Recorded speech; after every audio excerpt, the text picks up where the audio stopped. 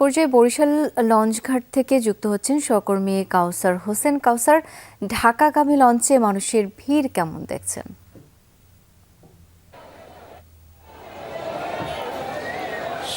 দীর্ঘ ছুটি, ঈদুল ফিতরের ছুটি, এরপরে ২৬শে মার্চ স্বাধীনতা দিবসের ছুটি এবং সাপ্তাহিক ছুটি। দীর্ঘ ছুটি শেষে যারা দক্ষিণ অঞ্চলে ফিরেছিলেন নারীর টানে স্বজনদের সাথে ঈদ করতে, তারা কিন্তু রাজধানী ফিরছেন। এবং আজ যেহেতু শুক্রবার, বরিশাল সদরঘাটে ঢাকাগামী মানুষের ঢল নেমেছে এবং আজ বরিশাল থেকে ৯টি বিলাসবহুল লঞ্চ পর্যায়ক্রমে বরিশাল থেকে রাজধানী ঢাকার উদ্দেশ্যে ছেড়ে যাবেন এবং প্রতিটি লঞ্চেই কিন্তু তিল ধারণের ঠাঁই নেই।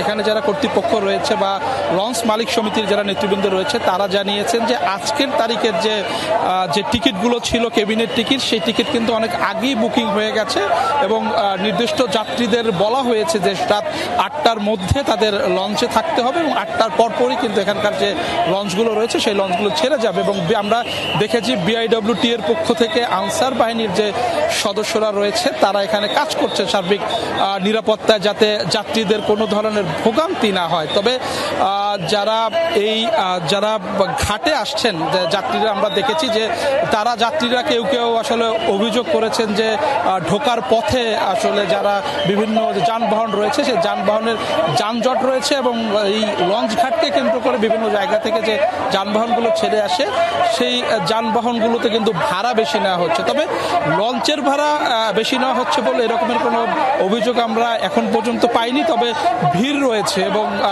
যারা লঞ্চ কর্তৃপক্ষ রয়েছেন, তারা জানিয়েছেন যে আগামীকাল পর্যন্ত এই ভিড় থাকবে এবং আগামীকাল পর্যন্ত যে লঞ্চগুলো বরিশাল থেকে রাজধানী ঢাকার উদ্দেশ্যে সেরে যাবে, সেই লঞ্চগুলোর কিন্তু কেবিনের টিকিট শেষ হয়ে গেছে। এবং যারা যাত্রী রয়েছেন তারা বলছেন অনেকটা দুর্ভোগ হচ্ছে, তারপরও বাড়ি ফিরেছিলেন, স্বজনদের সাথে ঈদ করেছেন, সেই ঈদ শেষে কিন্তু তারা রাজধানীর উদ্দেশ্যে ফিরে যাচ্ছেন এবং তারা বলছেন যে লঞ্চ কর্তৃপক্ষ বা বিআইডব্লিউটি।